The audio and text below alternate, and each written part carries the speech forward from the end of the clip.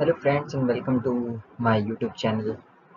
Today we are going to talk about a very important topic जो हमेशा हमें question पूछा जाता है अगर आप साइंस पढ़ रहे हैं तो that is difference between plant and animal cell, and today I am going to tell you about this important topic, difference between plant and animal cells, in a very brief way, where you can write this answer in your exam also if the question has been asked, and you will for sure get very good marks in that. Okay, so let us start with this.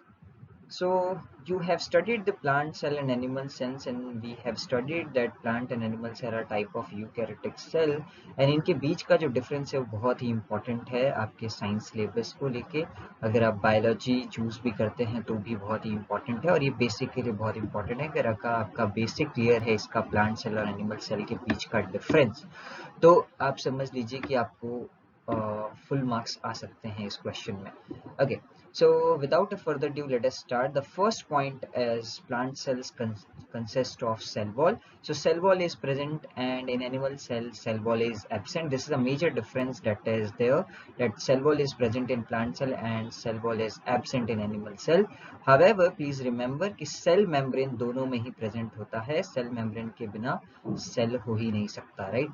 So plant cell में भी cell membrane होता है और animal cell में भी cell membrane होता है। बस प्लांट सेल के ऊपर एक एक्सटर्नल कवरिंग होती है सेल मेम्ब्रेन के ऊपर, जिसको हम लोग सेल वॉल बोलते हैं, और it is made up of cellulose. Okay, so this is the first difference. Then the second difference is plant cell size range from 10 to 100 micrometers as compared to animal cell size which range from 10 to 30 micrometers. So generally plant cells जो हैं animal cells से बड़े होते हैं। Okay, और आपको specifically मैंने लिख के भी दे दिया है 10 टू 100 माइक्रोमीटर प्लांट सेल की साइज होगी, और एनिमल सेल की जो साइज होगी वो 10 टू 30 माइक्रोमीटर्स होगी। तो ऐसा ना लिखें कि सिर्फ plant cells are bigger in than animal cell. So अगर आप ऐसे लिखते हैं तो एक थोड़ा सा नंबर भी लिख दें तो थोड़ा अच्छे मार्क्स आ सकते हैं आपको। दूसरी चीज है, प्लांट सेल्स जो है वो सिमिलर इन साइज होते हैं, सारे प्लांट सेल जो है वो साइज में सेम रहेंगे, और टिपिकली रेक्टेंगुलर या क्यूब शेप्ड होते हैं। इसलिए जब भी आप डायग्राम बनाते हैं तो आइदर वो क्यूब शेप बनाएंगे या रेक्टेंगुलर बनाते हैं, जबकि आपके जो एनिमल सेल्स हैं these varies in size and tend to have round और इरेगुलर शेप्स। इसलिए आप देखेंगे तो हमेशा एक एनिमल सेल, जब भी आप टिपिकल एनिमल सेल बनाएं तो आप हमेशा राउंड कलर का बनाएंगे या फिर इरेगुलर बनाते हैं। ओके, और अगर आपने देखा ओनियन रूट टिप सेल वाला अगर एक्सपेरिमेंट किया हो तो आप हमेशा इसको रेक्टेंगुलर ही बनाते हैं, राइट? सो ये एक इंपॉर्टेंट पॉइंट है। देन फोर्थ वाला जो पॉइंट है वो है स्टोर्ड एनर्जी एज स्टार्च। जो प्लांट सेल है वो अपनी एनर्जी स्टार्च के फॉर्म में स्टोर करता है, जबकि आपका जो एनिमल सेल है वो ग्लाइकोजन के फॉर्म में स्टोर करता है। ये पॉइंट भी जरूर लिखें आपके जब difference between animal cell and plant cell या प्लांट सेल एनिमल सेल के बीच में क्वेश्चन आए तो आपके जो टीचर है वो फॉर श्योर इम्प्रेस हो जाएंगे।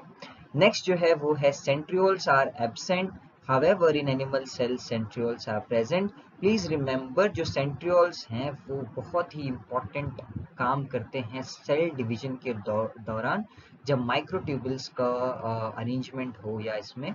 सो सेंट्रियोल्स जो हैं वो एनिमल सेल में प्रेजेंट होते हैं जबकि प्लांट सेल में एब्सेंट होते हैं। ये एक बहुत इंपॉर्टेंट पॉइंट है क्योंकि सेल ऑर्गेनल जो होते हैं एनिमल सेल और प्लांट सेल दोनों में ही होते हैं, membrane bound cell organelle, but इन दोनों के बीच में कौन सा सेल ऑर्गेनल किस सेल में प्रेजेंट है ये एक मेजर डिफरेंस होता है। तो याद रखिएगा कि सेंट्रियोल्स जो हैं वो प्लांट सेल में एब्सेंट होते हैं, एनिमल सेल में प्रेजेंट होते हैं। उसके बाद सीलिया जो है वो एब्सेंट होते हैं अगेन प्लांट सेल में, और सीलिया जो है एनिमल सेल में प्रेजेंट होते हैं। सीलिया आपको पता है लोकोमोटरी ऑर्गन है जो हेल्प करता है लोकोमोशन में, तो सीलिया जो है वो प्रेजेंट है एनिमल सेल में, और सीलिया जो है प्लांट सेल में एब्सेंट है। सो सेंट्रियोल और सीलिया जो है वो प्लांट सेल में एब्सेंट है, सेंट्रियोल और सीलिया जो है एनिमल सेल में प्रेजेंट है। उसके बाद आता है ग्लाइको ऑक्सीजोम्स। सो ग्लाइको ऑक्सीजोम्स जो है वो प्लांट सेल में प्रेजेंट होते हैं जबकि एनिमल सेल में एब्सेंट होते हैं।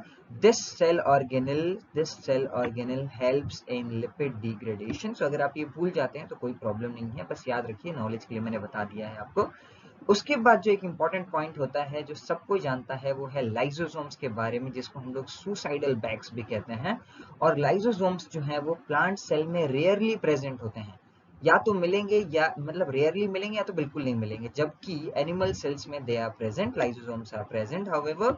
Okay, then comes this very important point, भूल के भी ना भूलिए इस पॉइंट को, जो है कि प्लास्टिड जैसे chloroplast, plastid such as chloroplast are present in plant cell, and that's why my dear students, plant cells are able to perform photosynthesis. However, animal cells are not able to perform photosynthesis because these plastids are absent, and that's why we are heterotrophs.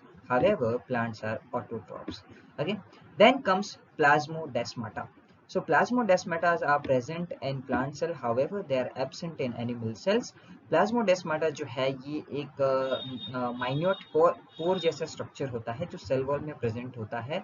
जब cell एक दूसरे से, plant cell एक दूसरे से कुछ exchange करना है या कुछ चीजें शेयर करना है, उस वक्त ये प्लाज्मोडेस्माटा का काम आता है। सो प्लाज्मोडेस्माटा जो है वो आपके प्लांट सेल में प्रेजेंट होता है, एनिमल सेल में एब्सेंट होता है। Then comes very important point again, क्योंकि ये सब पॉइंट जो है आप लोग हमेशा याद रखते हैं, ये है कि लार्ज सेंट्रल वैक्यूल जो है वो प्रेजेंट रहेगा। ये लार्ज सेंट्रल वैक्यूल जो है ये प्रेजेंट रहेगा प्लांट सेल में, और may have small vacuoles in animal cell. Animal cells में शायद ही प्रेजेंट रहेगा वैक्यूल्स, बट जनरली हम लोग डायग्राम में बनाते हैं तो स्मॉल वैक्यूल्स प्रेजेंट रह सकता है। बट प्लांट सेल में वैक्यूल जो है वो 90% जो है स्पेस लेके रखता है, और ये लार्ज सेंट्रल वैक्यूल सेंटर में ही प्रेजेंट रहता है, और इसका जो काम है लाइसोसोम्स का भी आधा अधूरा काम ये कर देता है। ओके, और ये स्टोरेज का भी काम करता है। देन एक इंपॉर्टेंट पॉइंट है जो आप लिख सकते हैं अपने टीचर को इम्प्रेस करने के लिए, वो है कि प्लांट सेल जो है इंक्रीज करता है size by becoming larger, absorbing more water in vacuole. So vacuole में जितना ज्यादा वाटर स्टोर करता है वैसे वैसे प्लांट सेल जो है वो लार्ज होता रहता है, साइज में बड़ा होते जाता है। जबकि एनिमल सेल्स जो है अपनी साइज या ग्रोथ जो है मोस्टली अपना सेल नंबर इंक्रीज करके करता है। तो सेल नंबर इंक्रीज करेगा तो वेरी सिंपल कॉन्सेप्ट है, सेल नंबर अगर इंक्रीज करेगा तो सेल डिवीजन ज्यादा से ज्यादा करेगा। जबकि आपका जो प्लांट सेल है वो अपने आप को सेल का साइज इंक्रीज करता है वाटर एब्जॉर्ब करके, और एनिमल सेल जो है अपनी नंबर को इंक्रीज करता है सेल डिवीजन से। सो ये एक इम्पॉर्टेंट डिफरेंस है। उसके बाद जो है, जो लास्ट इंपॉर्टेंट चीज है जो आप कर सकते हो अपने क्वेश्चन पेपर में, आंसर पेपर में, जब ये क्वेश्चन आए difference between plant and animal cell, वो है कि आप अपने प्लांट सेल और एनिमल सेल का डायग्राम ड्रॉ कर दें। एक रफ डायग्राम, अच्छा सा वेल लेबल डायग्राम भी ड्रॉ कर देंगे तो आपको अच्छे मार्क्स मिलने के पूरे चांसेस हैं। ओके, डायग्राम आप ड्रॉ कर दें, ये आपके सामने है एनिमल सेल और ये आपके सामने है plant cell.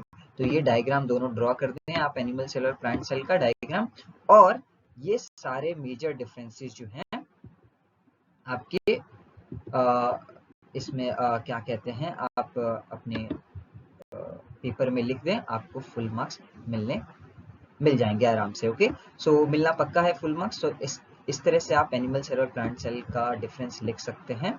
Okay, which is very important.